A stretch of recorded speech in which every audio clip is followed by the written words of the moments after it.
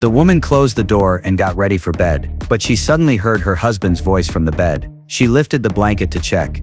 It turned out her son was on a video call with his dad. Her son had a severe immune deficiency. She was alone abroad seeking treatment for him, but the medical bills were extremely expensive. So during the day, she cleaned toilets wherever she could, and at night she cleaned up a boxing gym. That night she worked late and was just about to head home, when suddenly, a gang burst in. She hid in a corner, shivering, too scared to make a sound. But then her phone rang unexpectedly, and the gang instantly noticed her. To survive, she raised her hands and slowly stood up, saying she was just a cleaner, and offered to clean up the place. But the boss wasn't convinced. He already had someone to deal with the aftermath. The woman quickly added more. Sodium peroxide is best. Boiling water will do it. Cold water. Heat sets the stain. The boss was surprised that a cleaner could be so professional, so he let her give it a try. But once she finished cleaning the scene, the boss still didn't plan to let her go. Instead, he invited her to work for him. She refused right on the spot. Strangely, the boss didn't push her further, and even had his men drive her home. Back home, she kept thinking about what had just happened. Still overwhelmed with fear, she broke down in tears. Whenever she felt hopeless, her son was the only thing keeping her going. Luckily, the next day she got a call from the hospital, saying the surgery could take place the following day. She happily took her son to the hospital, but the steep cost brought her crashing back down. Just as she was about to leave with her son, she saw her son saying goodbye to someone. She turned and saw it was the gang boss's man.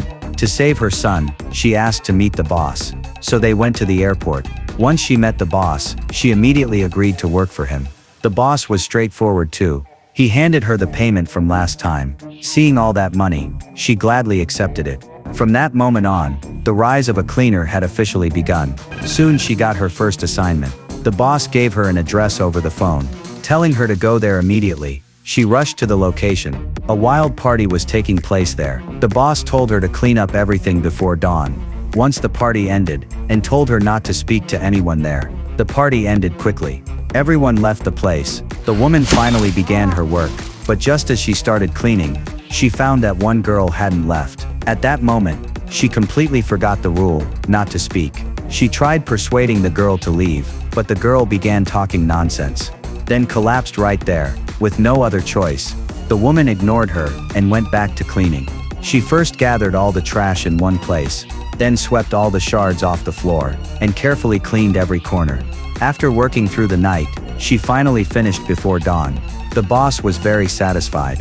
He handed her a thick stack of cash. She gladly took the money and left. But not long after she got home, she got another call from the boss. This time they were in big trouble. The police had found the body of the boxing gym owner, and would soon trace it to them. The boss ordered his men to remove all cash and bank cards. The woman's job was to erase every trace. Then the boss left with his men. He gave all the money and important files to his superior, and said he would handle the rest himself, but learned that his boss had planted a bomb in the gym just to be sure. I still have a cleaner inside. You mean the cleaner who should already be dead? Hearing this, he rushed back in a panic. By then the woman had already cleaned everything. Unaware, she was waiting to be picked up, but then she heard a strange ticking sound. She followed the sound to check, and found it was a time bomb. She immediately ran upstairs, but the door was locked, and she couldn't escape. She grabbed a fire extinguisher and smashed the door desperately.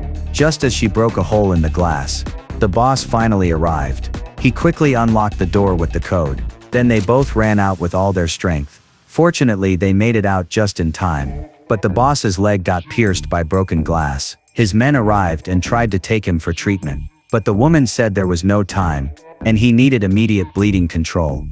Do you trust me?